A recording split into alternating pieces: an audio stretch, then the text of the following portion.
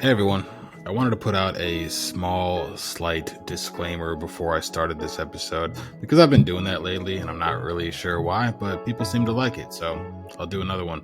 This episode is pretty touchy, depending on uh, people's demographics and their beliefs and cultural backgrounds and stuff, but I felt that it was important to kind of get the word out there.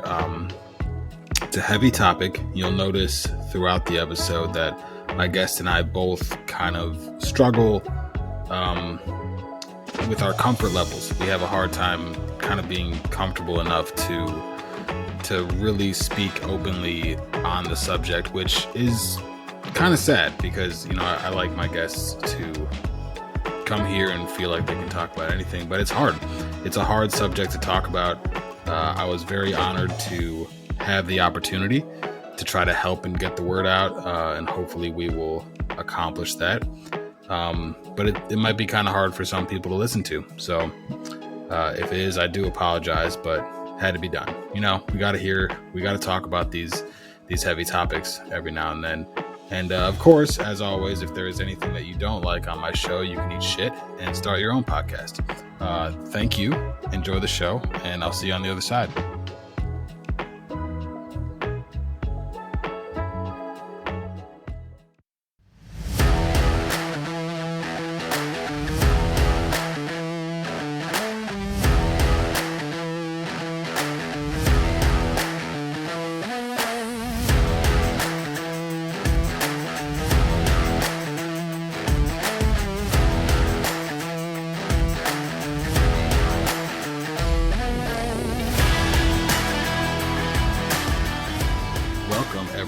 Thank you for joining us on another episode of Here's Why.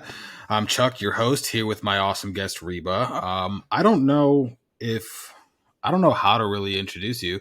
If you'd like to introduce yourself, you'll do a much better job than I would. So, Hi, my name is Reba. I am a first generation Iranian American. Parents migrated here at two different ages, and I was born here.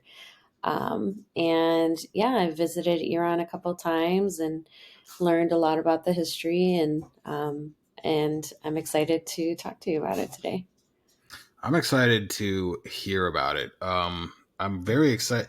I'm always perplexed with that entire region, because that region of the world has had so many relationships with so many other world governments and so many other countries for generations upon generations. So, obviously here in America, most people, when they think of the Middle East, will think of the conflict that we've been waging in the Middle East for the better part of 2 decades, give or take. But it's so much more complex than the rhetoric that we're all used to. It could be very simply put into kind of little nutshells, but that wouldn't be helpful for anyone who actually wants to comprehend like the whole reality of the situation.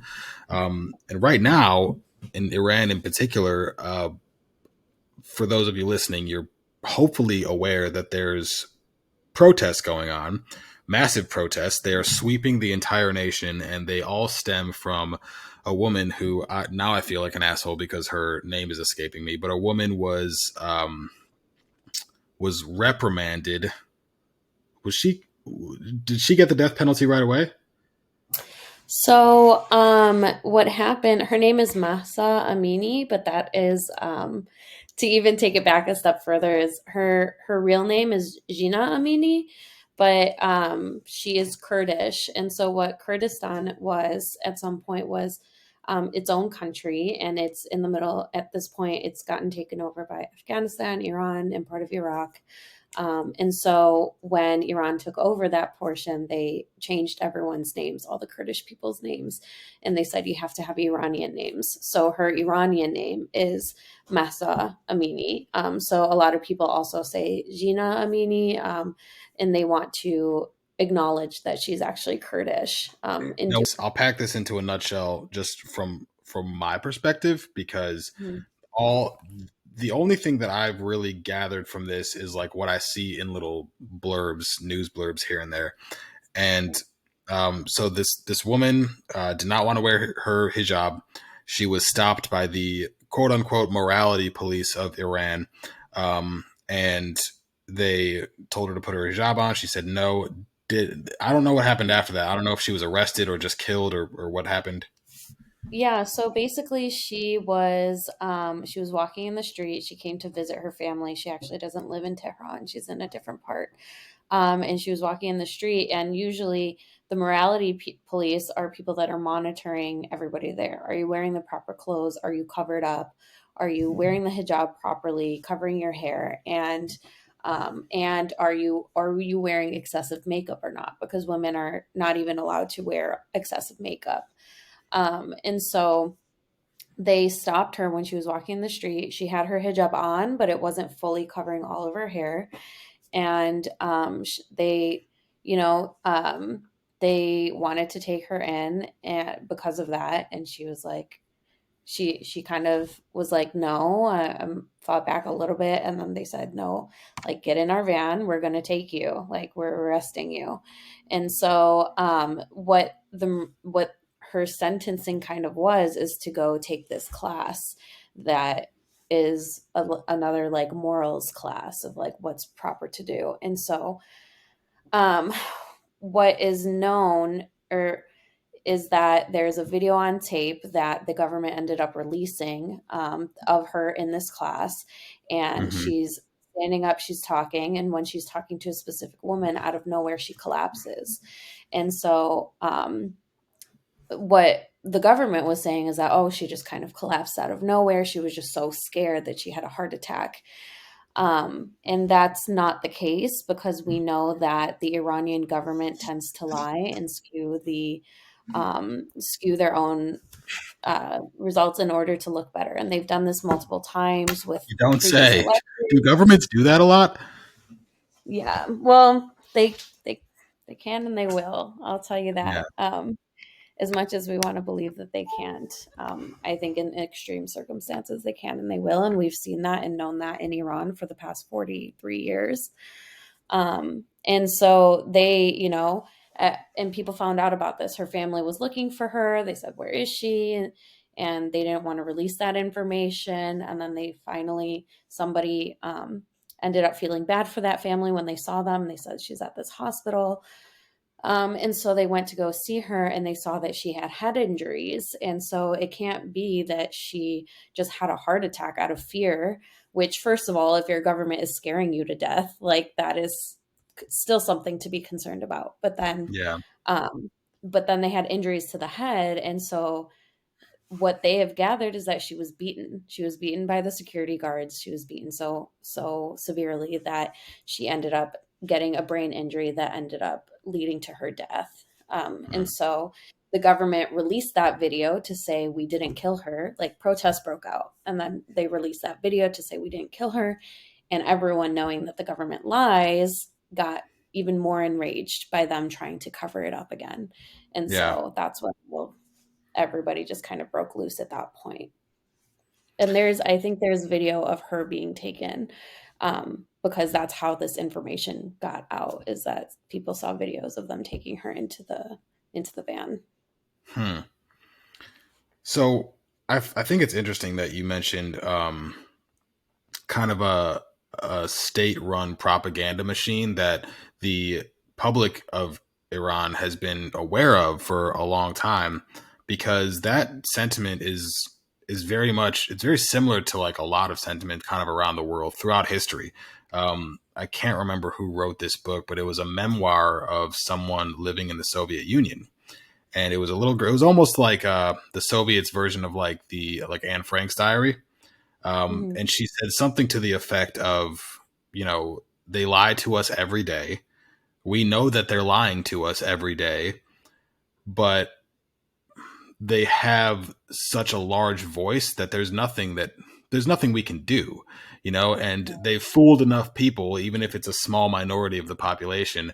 Those people will carry their narrative just enough, and it doesn't matter how many people speak out against them because they have the largest talking platform, right? So like the whole Right. nation in a sense, can kind of speak out against them, but they will still have the stage, so it doesn't really matter. And I feel like that's kind of what's going on here in Iran. Yeah. Yeah, definitely. I think we kind of see it now. Luckily, we have social media where the people can speak out against it, but there's still this distrust, right? It's like we like to think that the news articles are reliable. They did the research, so we don't have to. So whatever's happening here is fine. And so even in the States, like people that are watching these articles, there's that discrepancy right now of, oh, they sentenced 15,000 people versus they're going to kill 15,000 people, like getting into the Yeah, semantics. And that's part of like this government chiming in and having these news articles, these other reporters that are working with them to release these to say, calm down, it's not as bad as it seems. While the people are trying to fight to surpass that and say, they can lie to you just as much as the average person can. And yeah, they can probably do it a lot worse because yeah, they have that belief and that backing. yeah. And they have, I mean, they have the world's largest megaphone, and they also have the backing of probably a lot of other powerful entities and people and governments and so on and so forth. Um, but I did see, I tried to kind of read up on this as much as I could before we sat down, and I did manage to pick up a couple of what I thought were like non-biased news sources, and they were kind of alluding to what you just said, where the initial breaking of the news was like the Iranian government is going to kill 15,000 people. And then as time went on, it was more like, here's what's actually happening. The judiciary said that, you have to punish these people and the death penalty is on the table, basically. But then it's like, it's the water's very muddy right now. And for someone like me, who's totally removed from the situation, just trying to learn the facts and get to the truth of the matter, it's very hard to kind of see beyond all of the noise and kind of get down to the facts, because some of the stuff that I've been reading is hard to read. I mean, as a guy who it's just it's not fun. It's not fun to read, and I'm sorry, I'm kind of losing my train of thought here, but Okay. I can move on to my next bullet point though. That might No, help, I because do I kind of get it. Yeah. Do you want to go go ahead? ahead. No, you go ahead. Um, yeah, I do think that a lot of it is hard to read, and it's difficult because it does take a lot of critical thinking with people having opposing views. But not only that, is there are people out there that are with the NIAC, that which is the National Iranian Associates um, Council, I believe, Mhm. association. Um, and so they release news articles too. But what people don't understand is that they're actually also working with the government and have personal relations with some of the leaders of the government. And so they're saying, they're downplaying it. This is not right. This is not right. We want to reform, government reform. We want us to, but that's completely different than what the people are asking for, which is like a revolution. And so ultimately, it does take that critical lens of like, oh, this sounds a little bit off. If they're killing people and they want this reform, like, how are they going to work with an unjust governmental system? Do you think that government will actually be willing to negotiate some of these things? And is that possible? And so some of these news outlets seem like they want change, but it's also comes out and you realize that they're kind of trying to slow down the process in a way. And I've been caught with certain people that I also, initially thought were a part of on that side of a revolution, or understanding that extreme change needs to happen. And it's just a lot of information gathering, um, and a lot of really connecting with other Iranians or asking questions, and reaching out. Yeah. Well, it's tricky, because when revolutions such as this happen, especially if if the state is as powerful as it is, a lot of times what I've found is that the people who are sort of opposed to the revolution are not necessarily opposed to the revolution, but rather opposed to the approach of revolution. And the reason it being is that, say they succeed, right? And they topple over whatever authoritarian power is in place. That creates a power vacuum. And anything or anyone can essentially kind of swoop into that power vacuum. And then, for all we know, it could be much worse than it is right now. So a lot of times what people are trying to do is like, hey folks, like let's pump the brakes here and like see if we can do this as smartly as possible to make sure that what does happen in that power vacuum is what we want to happen. You know what I mean? Yeah. Because that was actually going to be one of my questions here. Do you think like is there any chance that the protesters are sort of a loud minority, or in your opinion, or in your observation, is this generally the opinion of Iranians at large, like the majority of Iranians around the world? Yeah, I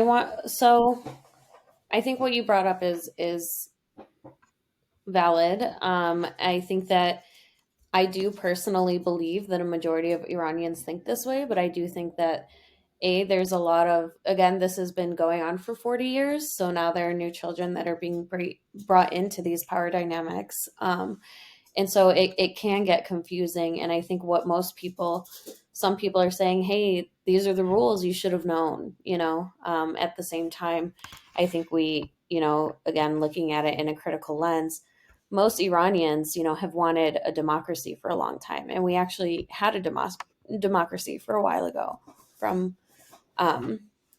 many years ago. And so,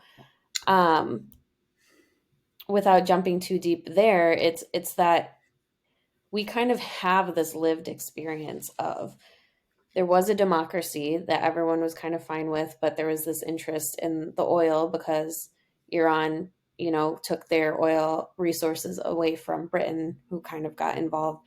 And also, both Iran and Britain kind of reached out to the U.S., and the U.S. was like, well, we want this oil too. And they actually assisted in the overpowering or taking over, or overthrowing, sorry, of Mossadegh, which was the leader when Iran had a democracy. And so that created the Pahlavi dynasty, which was the king, the Shah, and eventually, because they were making deals, he made deals with the US and said, okay, Mm-hmm. we'll have these deals if you help me get in power.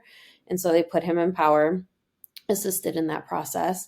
And then eventually they met with, the US kind of met with the current leader, the Ayatollah. And the Ayatollah made a new deal with them and said, okay, if we get rid of this Shah, this dynasty, and put us into power, then we'll give you these resources, right? And so what happened was that they completely lied to the Iranian people, said, we're going to give you a democracy. The king, the Shah, is unjust, and he was making his own deals, which was true.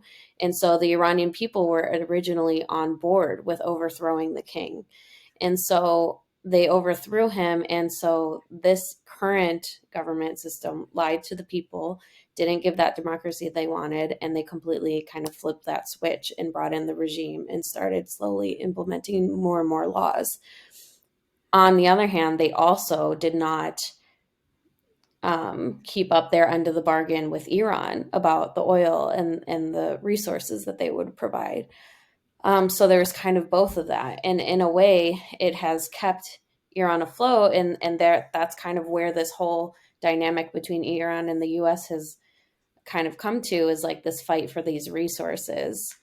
Yeah. And so, So this so is kind of like it's, a hodgepodge of bait and switches, and absolute power corrupts absolutely. That's yeah, what I'm taking away from this, is that this Shah who got in power and originally was pretty cool. Like people kind of liked him because he was doing a lot of yeah, democratic stuff. And it's interesting because I've seen photos of Iran and more places in that region in like the 70s and like the 60s and 70s, and they had Cadillacs and like people were wearing jeans, and like it looked like downtown Chicago almost in a lot of ways. And then, nowadays there are just so many parts in that whole region that are really, really third world and very, very uh, archaic. Is archaic the word?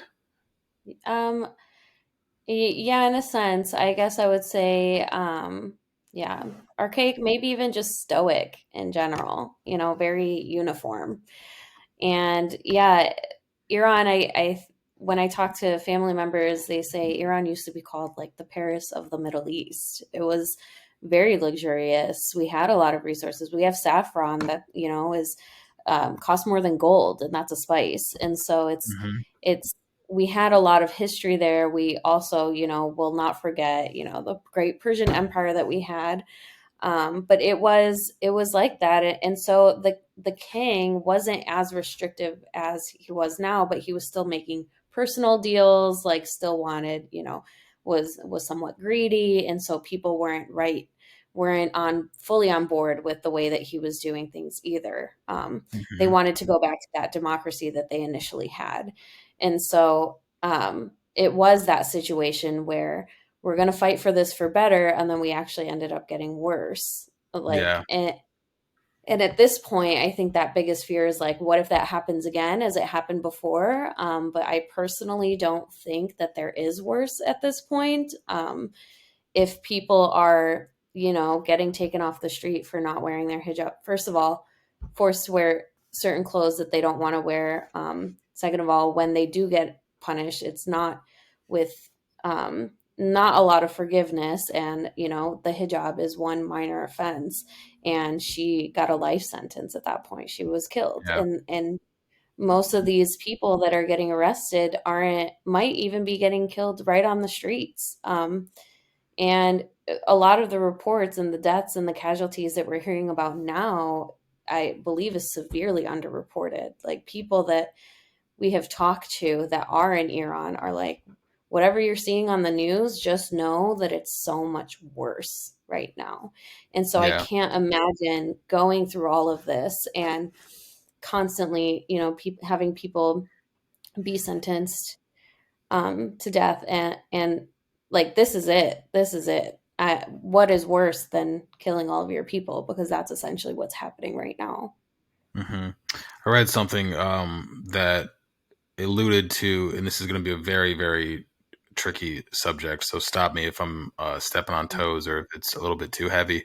That the women who are sentenced to death, if they are sentenced to death for particular crimes, then they part of the culture is that they are not supposed to get into heaven, and in order to prevent them from getting into heaven, they have to like stop them from being virgins. So if they're virgins, they are de-virginized, for lack of a softer word, before being killed. Is that legit, or is that like rage rhetoric?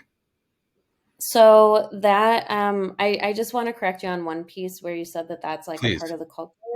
That is the Islamic religion, is that you won't get into heaven. So that's a religious guide, but it is kind of taken out of context in this situation, because the regime is really manipulating whatever the Quran says, whatever is in that religion, in order to excuse whatever they're doing right now. Oh, we're punishing you, so you can't get into heaven. So that's why we're Right. doing this. And ultimately, um, it's also on their end. They can't kill a virgin. If you kill a virgin, then that is punishable, and they won't get sent to heaven if they do that too.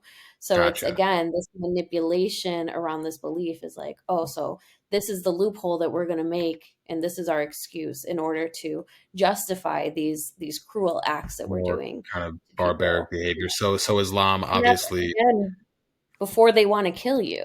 So Yeah. you have to think about that too, is we're going to be the ones that kill you, and we don't want to go to heaven, or we want to go to heaven, and we don't want you to go to heaven. So we're going to do this before we decide to kill you. So Right. again, it's like, I really want to be careful with like what is these governmental decisions and what is like them following Islam, because it's not these rules. If you look into the Islamic religion, these rules don't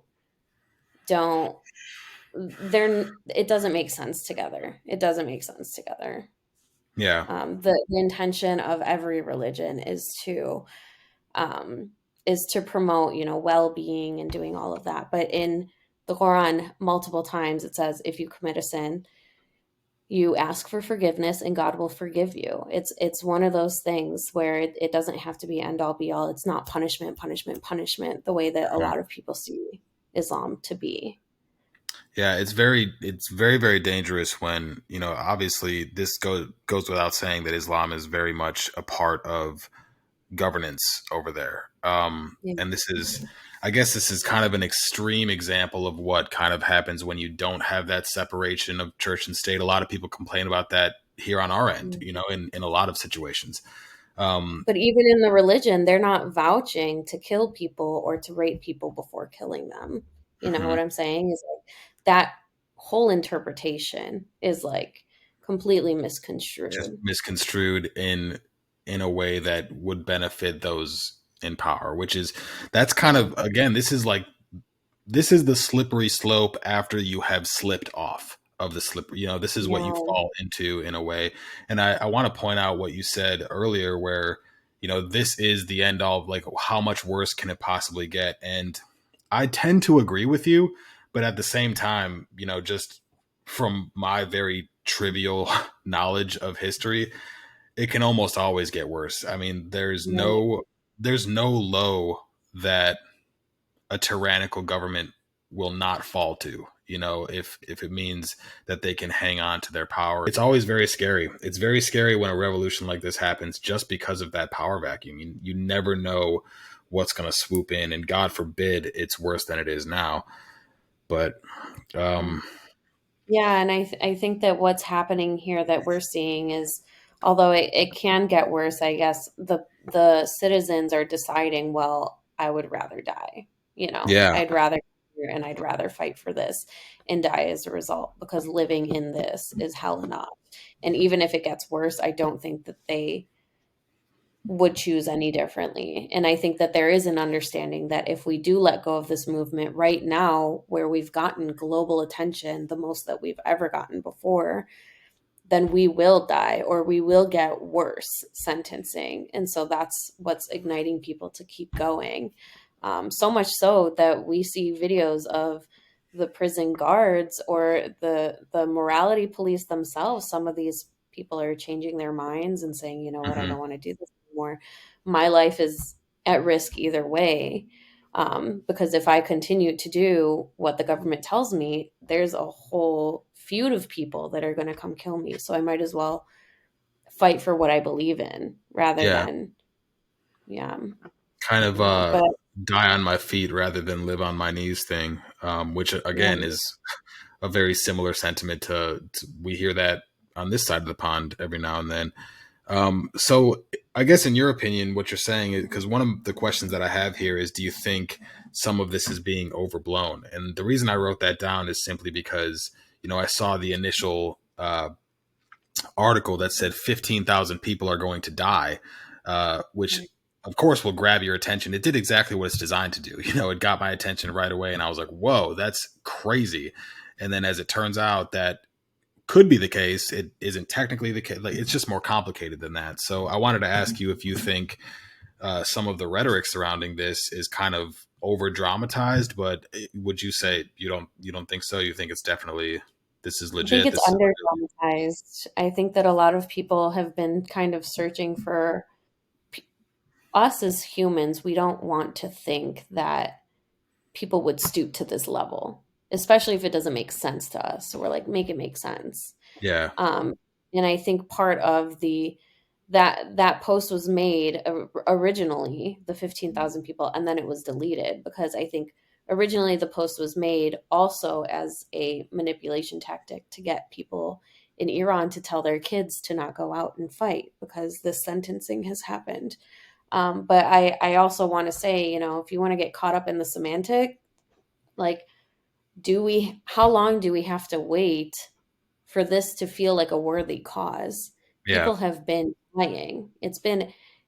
They've reported 300 people. I believe it's been much, much more. And maybe if it's not 15,000, like, really ask yourself, like, how many people need to die for me to think that this is a legitimate movement? Because that woman that originally was sent to, was taken by the morality police, died because of her hijab. That's one Hmm. person too many. And so now there are people that are enraged. And at first, these people in Iran don't have weapons. Like, they're not given any of these weapons. They're not allowed to. So they went out to protest without any weapons, without attacking the security forces, and then the security forces came in and they also attacked them. And therefore people are picking up whatever they can at this point. There's rocks on the ground. They're fighting with rocks. And so ultimately, I guess for people in the US, it's like people are like, "Oh, I don't really know. I don't want to post about it." And that's, as a human being, I understand that the US, that's so far removed from what's happening in Iran, is like having these doubts and these second guesses. But I really just want to invite everyone to truly listen to what's being said, because we wouldn't lie about this for no reason. And Well, I'm even curious as to. Sorry, I didn't I mean to was cut you off. That's okay. I just want to say, like, the government of Iran is also completely different. It's a dictatorship. So to say that there's this fake parliament here that's agreeing and sentencing, like, what are they going to sentence them on? They're not going to give them a just trial. And this government isn't even set up the way that our government is. It's worse. So what makes you think that just because they agreed and they're like, oh, we can sentence, that they won't do it for some reason? And if they don't sentence all 15,000 people, like, does that mean that, what does that mean? Does that mean that that's okay to, like, leave Iran the way that it is? Yeah. Do you do you think that U.S. involvement would be favorable? So I think that there's a difference between US involvement and US, like, action, I guess I should say. Is Iran has been trying to reach out to get other organizations' attention, other countries' attention, not so there can be a savior here. We don't want the US to come in and colonize Iran and make it Western and change everything, because from what history has shown, more involvement from the US creates more problems. And, like, that's what we've kind of known as. And but at the same time, the US is still making business deals, still trying to have these interactions with leaders. And these leaders' kids, these leaders themselves are in New York, are exploring. They're hanging out in the US, Yeah. in other countries, in Britain, and they're reaping the benefits. And they don't have to worry about what's going on in Iran because they're not even there. And so, what the Iranian people want to ask is that whatever these leaders have in the US, like however much property or finances, like whatever deals that you've made, stop making those deals, freeze their assets, and show them that you don't have your power. Like, anything to make them, give them less power. And initially, I know that there was a lot of confusion between um, Iran and the US, like, oh, adding more sanctions or taking those sanctions away, what should we do? And, at first, the sanctions that US puts on Iran ultimately hurts the people, right? Because these resources and stuff aren't coming to the people. But specifically in this point in time, the Iranian people are fighting the government. So if the US were to lift those sanctions in order to help the people, all of that money is going to the government, because they're not extending it out into the people anymore, Yeah. because there's an internal battle. So it's very much like, now, if you want to have those sanctions, keep those sanctions there, and take away things that, again, will hurt the government, because at this point, any cutoff of resources from the other countries will put the leaders in trouble, because the Iranian people at this point have already been deprived of everything. Hmm. Yeah. Yeah, that's definitely tricky. And I try to see things from every conceivable angle possible, even those dark and scary angles that I don't want to think about because I'm not a piece of shit. Like I try to think like an I mean, for God's sake, when I read a history book about the Nazis, I want to try to think like a not. It's going to sound weird, but you kind of have to try to put yourself in these horrible dark places just to see as many perspectives as possible. Yeah, they Um, say that's the best way to grow, is to watch something that you don't agree with, or get in contact with someone that you don't agree with, Well, it to is, be. and it's a lot of times it's absolutely horrifying too. I mean, you really have to stretch your mind and stretch your brain and force yourself into a really scary place. I mean, for God's sake, to think like someone like that kind of person, it's hard. It's a really hard Yeah. task, but in a way, it is. That's kind of how we grow. And that's kind of why that's another reason that I wanted to have you on, because these are things that thankfully most of us can't conceive of. The overwhelming majority of this populace on this side of the pond would have absolutely no idea how to how to cope or even survive in a situation remotely close to this. So we have kind of a real cushy existence over here where we can very easily separate ourselves from the reality of this. Right. um so so that's why I'm trying to be very careful right now, as to not jump to conclusions or anything, because I'm no different. It's very easy for me to kind of put all of this in a nutshell and be like, well, I think they should do this, and then these people will do that, and then everything will be, it's really simple for me to do that, but it's a much larger and more complex situation than what I can perceive because I'm too far removed. Yeah. Yeah, and I want to normalize that and humanize that whole experience too, because me also I have thought about these things, and this is something that I've been exposed to growing up. I've been told these stories. I've kind of known the history for a while, but at the same time, you asking that question of, well, what happens next? And I think about it, and I'm not sure, because how do you get somebody in power that will create this democracy that we've been striving for after having a dictatorship? And whoever steps up to the plate, a lot of people that want to have power probably are the same people that shouldn't be in power. So how do we kind of trust that? Yeah. And sometimes I don't have an answer, but I think that that exposure, that discussion, what's happening kind of right now is crucial. Yeah. Well, it seems like in order to grab power or in order to get to a place of authority or even want something remotely close to that, you almost have to be a narcissist in some form or fashion. You almost have to be at some level really narcissistic. And a lot of narcissists can do really cool shit for a lot of people. I mean, they can get a lot of cool stuff done. And if their heart's in the right place, you know, that'll be passed on to the people and things will work out. But how long will that last until that person's like, maybe I can take a bigger slice of the pie, and then slowly and surely it Yeah. spirals into what it is now.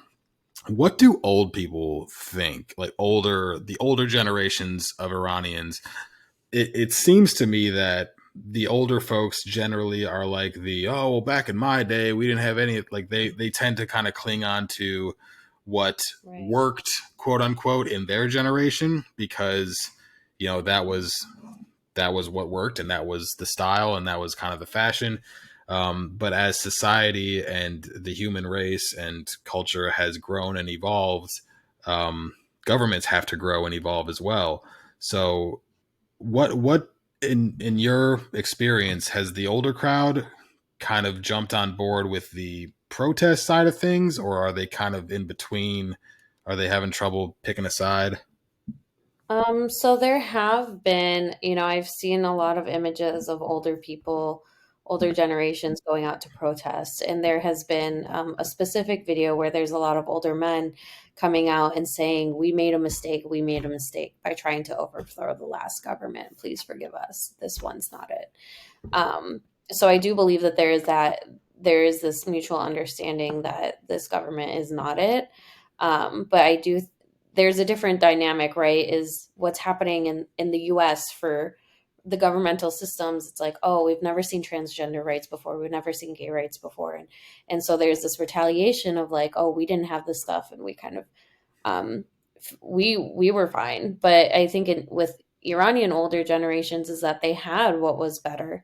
And so they've seen the downfall of it. And what's happened is that I think the older generations are so fearful because this isn't the first revolution that's happened. When the first revolution, when they took over, was in 1979. People revolted against it after finding out all these new rules, and people got killed. And then the Green Revolution happened, and then they got killed.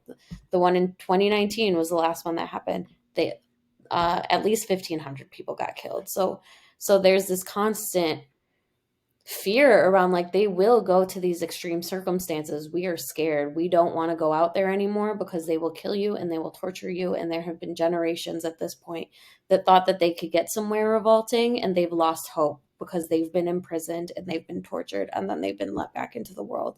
And they're like, we're never going to do that again. And a lot Yeah. of those people either stay in Iran and have an extremely hard time getting around. They can't go to any of the top universities. They do have a direct phone line that leads to their house that they can never cut out. And they are extremely restricted, and their children will be restricted for generations. And so a lot of those people have to figure out a way to seek asylum somewhere else and escape. And or if they stay, they don't want to go back to where they were. There are people, a lot of Iranians that have escaped, they won't even go back to Iran and visit because they're scared that they will be imprisoned right away. Yeah. Um, and so with this, I want to say, like, I think that the older generations are just so fearful that they would not necessarily encourage the kids to go out. But what's happened is a lot of the people that are in the front lines now are young people that have never experienced what Iran was like when it was good. And so they've only known this regime, and they're tired of it, and they're stepping in, and they're the ones that are going to the front. They're like, I cannot live like this. I am so sick of this. These are like 14-year-olds going out into the streets and Yeah. fighting, and girls and women, and also men, because the women wouldn't get anywhere if they didn't have the men also defending them. And Hmm. so and their parents and the older generations don't want, they tell their kids to not go outside, not because they don't believe in the movement, but they don't want their kid to die. And Yeah. ultimately it's we don't want to see you hurt. At the same time, we understand that this is the only way that change happens, but we've lost hope that change can even happen because we've seen the regime kill thousands of people already, and Hmm. continuing to do it whether there's a revolution or not. So I Yeah. hope that answers your question.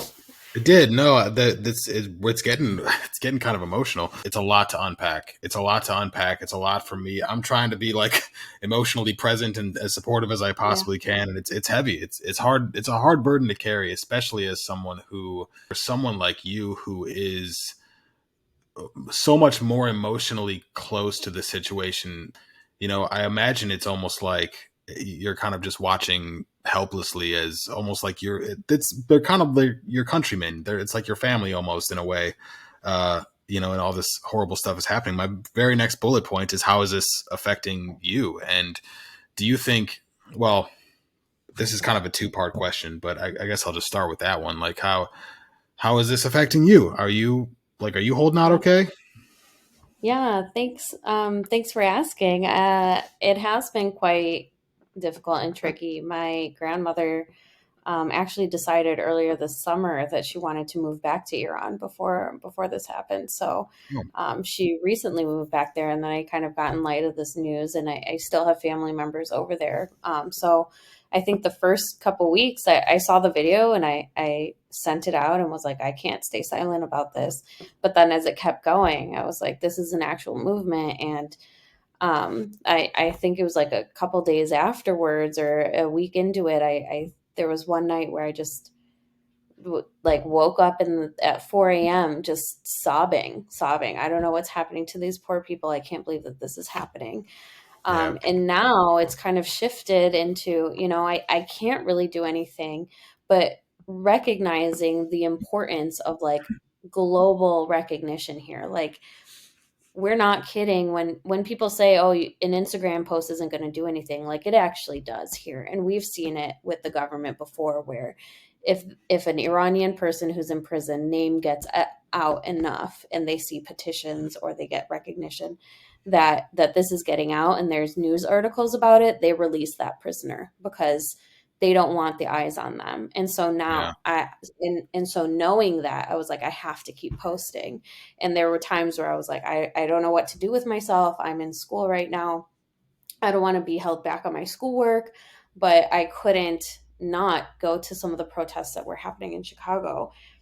And then going to the protests and seeing that there's only Iranians there, it's like hard to know that ultimately, like, as a Middle Easterner in the US, like, I'm not going to get that kind of support. So if I don't do it, no one else will step in for us.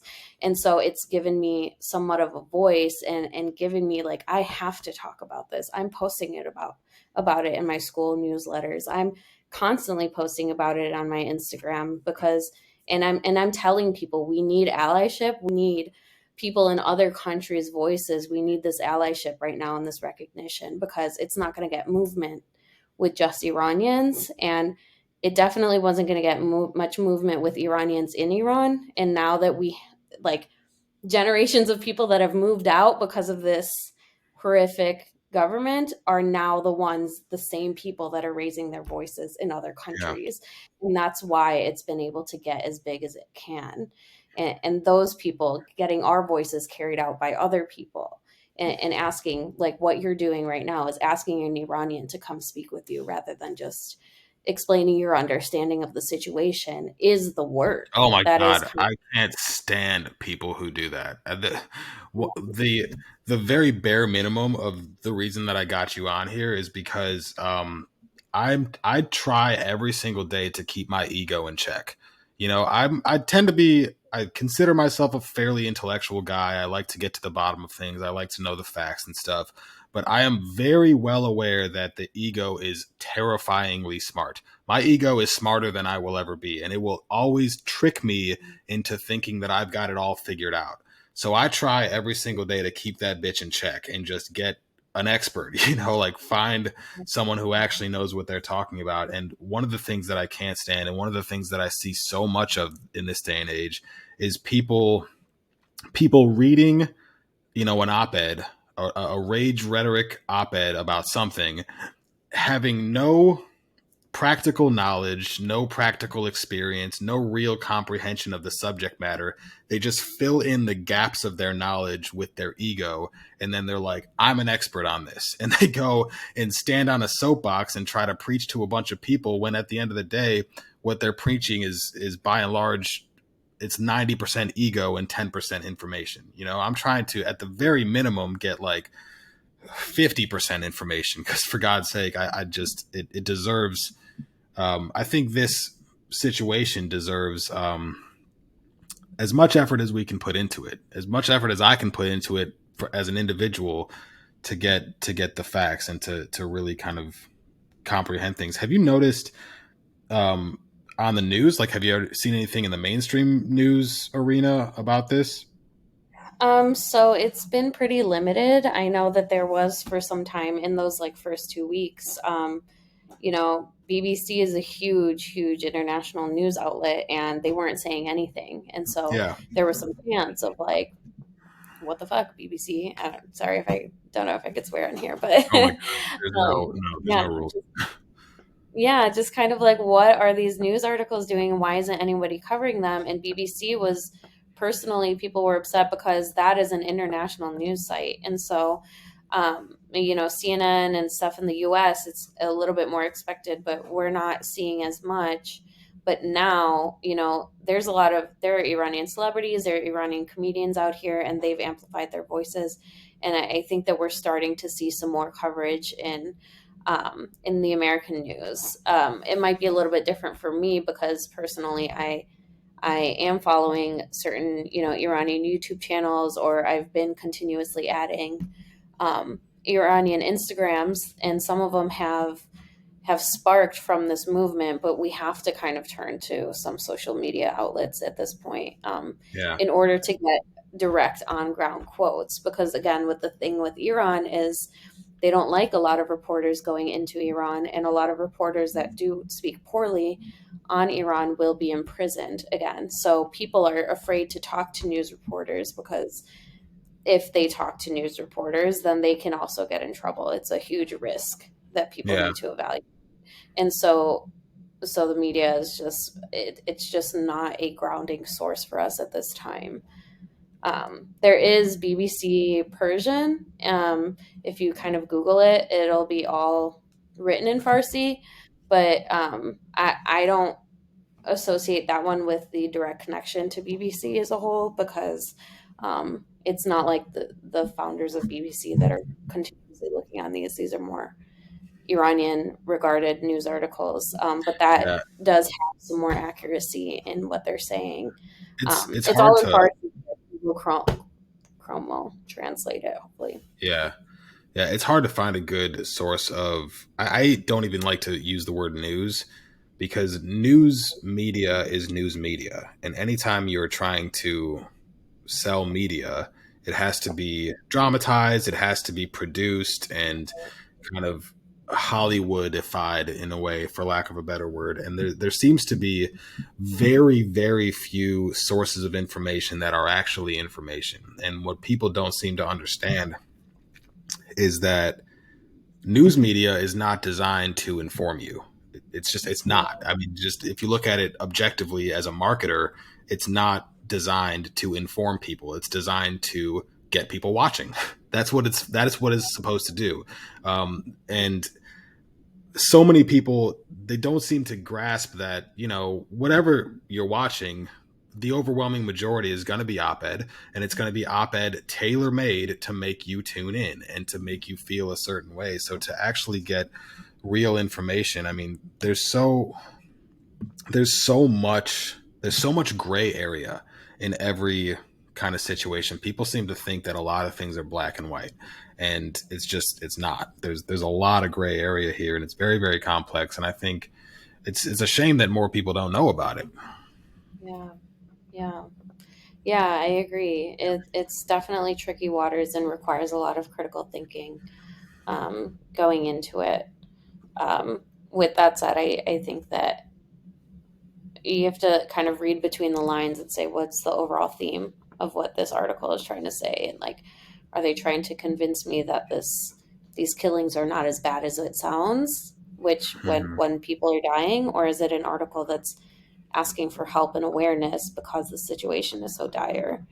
um, and kind of use your own intuition on, even if you are getting tricked, I'm getting tricked fighting for what? Am I getting tricked into downplaying the situation, or am I getting tricked into caring for people, whether or not that's accurate or not? I'm Yeah. going to say, like, these people deserve freedom. Hmm. And that might be a No. little bit biased of an opinion from me, but Well, now that word freedom is tossed around here a lot, as I'm sure you've yeah. noticed, and that's on every side of the socio-political spectrum. It's always talked about freedom this and freedom that and freedom yada yada yada. Do you think, in a way, not to diminish or minimize anyone's plight or anyone's, I'm not trying to get involved in any movements here. I just want the facts and the knowledge. That's what I'm here for. But do you think, in a lot of ways, Americans tend to almost make our own problems sometimes?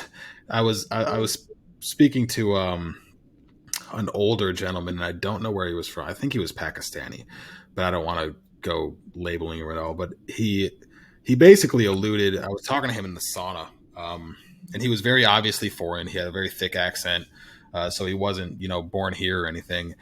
And I was just kind of talking to this guy, just like a regular, we were just having a regular talk about the gym and our workouts and stuff. And we got into certain cultural matters. And he was kind of alluding to the fact that, Americans, we have had it so cushy for so long that a lot of times we tend to just kind of make problems where they don't really exist. And the only way that it's like the only way that you can really complain about some of the things that we complain about is if your life is pretty fucking good to begin with. And, Right. if more people understood the gravity, the actual gravity of somebody not wanting to wear an item of clothing getting killed for that, just Hmm. the reality of that is so almost impossible to get your head around if your life is as good as it is here. So sometimes not, and this is again not to say that we don't have plenty of things to fucking work on, because sure we do. But what do you think as a what do you're not, I mean, millennial, whatever fucking generation we are, Yeah, as technically I do fall into millennial. yeah, well, what do you think? What's your take? Yeah. So, I've been reminded multiple times, like my dad has really said, you don't know how good you have it here. And I kind of bring that to an analogy of, parents when they were raised by stricter parents, or let's say a child was abused as a child, and then grew up and became a parent and doesn't abuse their kids the way that their parents did, but they're still screaming at them. They're, maybe having some emotional damage in that way, and and doing better than the generation before them, but and in a way saying, well, I had it a lot worse. But I think that in a way, it's like there's still so much trauma there, and there's so much like just because you had it worse doesn't mean that it can't be better either, Yeah. It's Yeah. tricky. I don't envy anyone who I don't envy people who are in power, and I don't envy people who are trying to come up with better ways to govern people, because as society is evolving, it's going to become more and more difficult for those power structures. And I do believe that we have to have some kind of power structure. There has to be uh, structure Right. around people, otherwise it's just anarchy, right? But it's like, what does that Right. structure have to look like, or what should it look like to allow people human freedom, like the human freedom that everyone deserves, you know what I mean? Yeah, and it's like how many of these laws and rules are being backed by beliefs versus actually trying to help the people. It's like if we need taxes because these taxes will fund building roads, building schools, and that's for the people it's giving back. But why should a government be able to say whether or not you are allowed to wear certain pieces of clothing if that's Hmm. not hurting anybody? And if Sure, but people then are getting even like, offended, hmm, yeah, if people are getting offended, they can have that discussion. But again, you can't, when that discussion turns into fighting, again, that puts people in danger. So it is tricky. It's not as simple as it might and then there, seem. and then that always goes back to the kind of absolute power thing. Absolute power corrupts absolutely. So though we need these taxes to pay for all this cool shit that we take for granted every day, you know, if we're getting X amount of taxes and 60% of my paycheck is gone every week, and we don't have, I'm still running over potholes every day. Like, where is my money going? You know what I mean? It's a Yeah, very, very, exactly. And at that point, yeah, where is your money going? What are they doing with it? Because at that yeah. point, you know, so I want to touch on one more thing that I have written down here. That is, my I way. wrote down Soleimani because you and I had a very brief conversation about that guy years ago.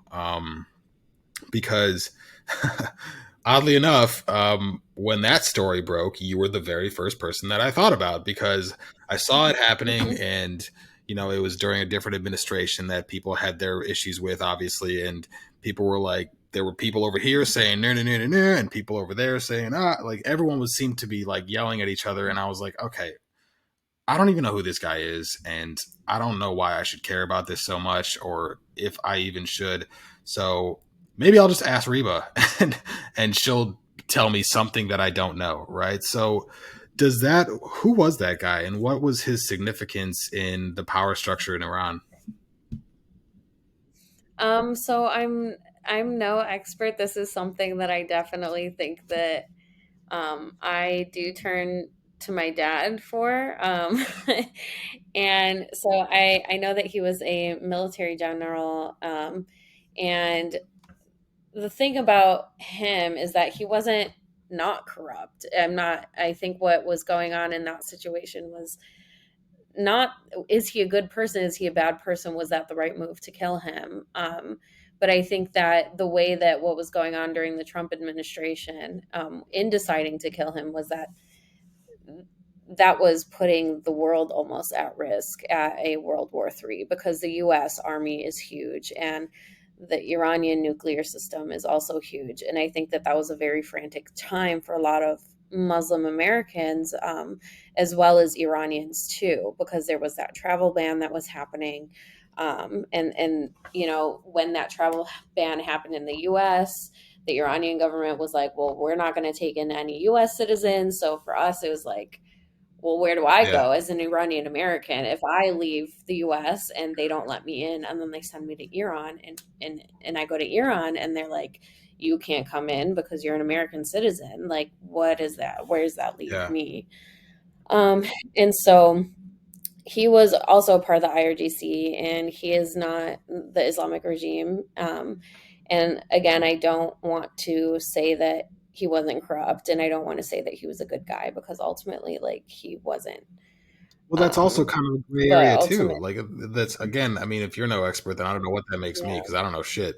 But it seemed like that he was a controversial character. I mean, there were plenty of people who were pointing out his faults, but a lot of people really liked him too. So it was kind of one of those things that like what was it? And to your point that you made much earlier in this conversation, Persian folks they're very proud people, is what I've noticed. Very, very proud of their heritage, which is a beautiful heritage, by the way. I think what you're trying to get at was that it is tricky and that some people did like him. And I think that the regime as a whole can be taken in that way too, because I have met certain people, not necessarily in favor of the regime, but I think that they knew where Iran was headed, in terms of the US taking over or Britain Yeah. taking over. And I think that there was that deep fear of like, Iran will cease to exist if that Well, happens. And that's still an ultimate fear. And that's why we're trying to be yeah. clear that the US doesn't infiltrate Yeah. Iran. Um, Yeah. Well, the Persian Empire was so large. Iran is what's left, So if back then in yeah, that situation, if anyone were to intervene and shit was going to get weird, that Persian Empire would really come out. I mean, they would not just roll over and let it go, exactly. So it wouldn't just be that Iran would cease to exist. It would also be the absolute fallout. It's not like they were going to go out without a fight, like that was going to be a really sticky situation. And that's like part of the reason why that original democracy, that original democratic government had to be overthrown, right? Because it was very strong. They had these oil Yeah. resources and they didn't think that they would do it with this current government. So they had to pick somebody else. And then they picked somebody else, expecting that person to be easier to overthrow. And what's happened with the current Islamic regime is these leaders, they have the nuclear weapons, they have that power still, and they're really holding on to it because we don't want Iran to cease to exist. And that's why I think that that's where some of the agreements comes from, is that Iran would not be around right now if this person wasn't so diehard, if this person wasn't so heavy with their hand and wasn't so restrictive, or didn't play this game right with the Yeah. U.S. And with other countries too, with other foreign countries. They're a part of the UN right now, so that gives them a whole nother sense of protection. Um, so yeah, it is very complicated. Very complicated. This is To almost say the least.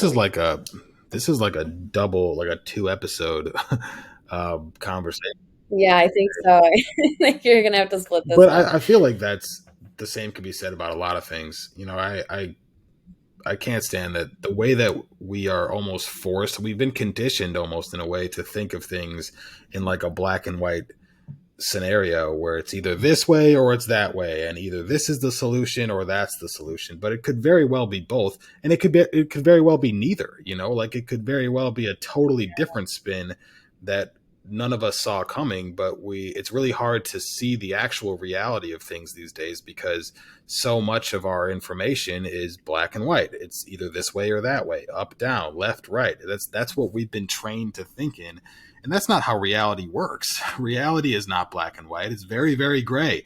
And we all have to learn how to live in this gray and learn in the gray and operate here if we're ever going to get anywhere, you know? Yeah, and I think that that's kind of what's been so unique about my experience growing up here too, is just like I knew that Iran and US were against each other, and I had so much pride in both of them. They're both, when you think about it, they're like kind of some of the two strongest nations out there. Iran is very small, but considering how much influence they have on some other countries or by these oil They are resources, like not to be fucked they really held their with. Yeah. own, and that's something to be proud of. And with the U.S., it is kind of one of the well known. Everybody wants to go to the U.S. At the same time, they both have issues with being the oppressor. The Iranian government has been really shitty and also used Islam as a scare Yeah. tactic and used it as a way to control women and their citizens. Growing up, having these two dualities, it's like I have this equal amounts of frustration and sadness as I do with as I am filled with pride and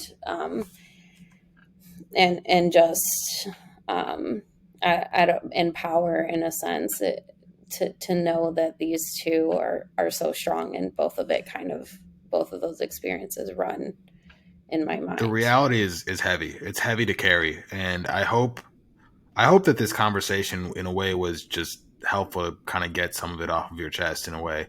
I've met a lot of people who Yeah. are like you in a lot of ways. You know, in my background, I meet people from all over the world all the time. Many of whom are from this particular region of the world, and their sentiment is very, very similar to yours. Wherein, you know, the U.S. was against this country and that country. I'm from this country and that country, and really the reality of the situation is not as black and white as that. It's not that we were against them Yeah. or not against them. It's so much more complex, and more often than not they tend to be really happy to be here. But it's always fascinating for me Yeah. to talk to them. It's always fascinating for me to learn that it's reality is much bigger than our Eurocentric bubble here, and I think more people need to kind of understand. Right. Do you have any questions for me? Yeah. I do kind of want to add in a lot. I know we've talked a lot about the history, and I know that the listeners and you may or may not have known about most of these things that we've already discussed. But I do want to say, like, even further back to that, when Iran was fighting for their original freedoms and democracy, the U.S. was at the same time fighting countries that weren't providing democracies for them. So if you look up Howard Baskerville, a lot of people don't know this, but he was a U.S. Civilian soldier that went to Iran and helped Iran fight for their freedom, and he ended up dying or getting killed as a result of that. But ultimately, Iran was able to obtain their freedom, and in large part, a lot of Iranians, at least the older generations, do know about this incident and know about Howard Baskerville. So I know a few people that have talked about them migrating from Iran to the U.S. Ask people, do you know who Howard Baskerville is? And U.S. people are like, no, I have no idea who that is. And that was like a culture shock to them because they were like, oh, like we thought about America fighting for their freedom the same way that we did, and this guy came and helped us. It was so prominent in our Yeah. history. It's kind of wild that people here don't know about him. So, more values that the U.S. had. It really was freedom and to help other oppressed places, because that's most of the US migrants left from Britain because they were oppressed. And like, that's the foundation of the US. And that's what people have been fighting for. And what it's like kind of turned into now is another way to get Yeah. power. And sometimes that it's forgotten about. And people don't really know what that looks like anymore. And as a growing country, like it makes sense that things get trickier as the years go by. Yeah. Well, Yeah. that was the biggest nutshell that I've ever unpacked. Yeah. Yeah. That was it was great. It was very stimulating. Thank you. I do want to say that I again am not a total expert. So I am open to some feedback, and I guess you asked if I had a question for you. So I just want to see like what was kind of the biggest thing, like before this versus now after, at the end of this conversation. Like what is something that's either changed for you or something that you like didn't know, or like what did you get from this like conversation? I got perspective, and that's what I can kind of decipher things. I'm kind of a history nerd. I'm very close to a lot of like policy changes. I tend to get pretty politically involved just myself. Just I try to get the facts for certain situations, but I lack sometimes in the same way that everyone does, whether they want to believe it or not. People Mhm. lack perspective. We always will, because we are egocentric creatures. Human beings are very egocentric things, and we like to think of ourselves as people who just got it all figured out, and all we got to do is think like a 5 year old, and then we're in the perception of a 5 year old, and that's just not the case. It's much more difficult than that. So for me, I wanted perspective, more than anything else, and I think I got that. I think uh, I'll never be fully in the perspective of somebody else.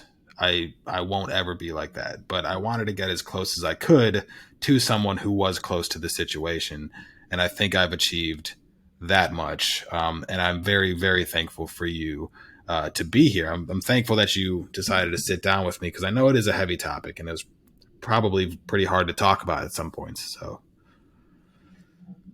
Yeah, thank you. I think that we've talked about, this greater cause and this is somewhat of an obligation that I feel as being an Iranian in the diaspora out here. And so I want to thank you. And the questions that you had, the variety that you had, not only that you tend to some of the political side of it, but then you also tended to the emotional side and what that really is like for us, especially being in this country, being in a different country, as well as and still feeling a lot of that experience over there. So thanks. I want to appreciate that um, that you're acknowledging that, and somewhat being helping us have more of a voice by sharing this I with hope I other can people help. in your I really following. do hope I can help. We're still getting the ball rolling here, and I'm trying to, obviously, I'm trying to gain publicity here too. I'm not going to pretend that I'm just some complete angel here. But hopefully, as things kind of get off the ground and we get the ball rolling at the Here's Why pod, I hope I do get the word out. And I want to help people. At the end of the day, that's all I've ever wanted to do is help people, and we all just want to connect. And Learning to vocalize it to other people in a way that's I want to help you understand, right? I don't want to, if I were to sit here and continue to be angry, then emotions will sometimes get in the way of that. Like physically it does, mhm, like it blocks your thinking if you allow it to. And so part of this is how can I get my message across in a way that people will listen. yeah. And I think that's kind of been the art of this whole experience, and what your onions are trying to do. Well, thank you so much for unpacking all that with me. And I really am honored to have you around. And you really are one of my favorite people on the planet. Uh, we should tie a bow on this one. We're floating around an hour and a half, give or take. I know. I want to have you back on whenever you want to come on, by the way. If there's ever a time that if Absolutely. something I comes up, love it. you should be on anytime that you want to. We'll wrap this up. Stick around for a couple minutes after, if you don't mind. I got to run one more thing by you. Thanks everyone for tuning in for another episode of Here's Why. Come back next week for another episode, and in the meantime, check out all of the clips and awesome little tidbits of information that I'm going to put out about this episode, because this is a large topic that all of us should know as much about as we can. So stay tuned and have an awesome week. Cheers. Thank you. Bye.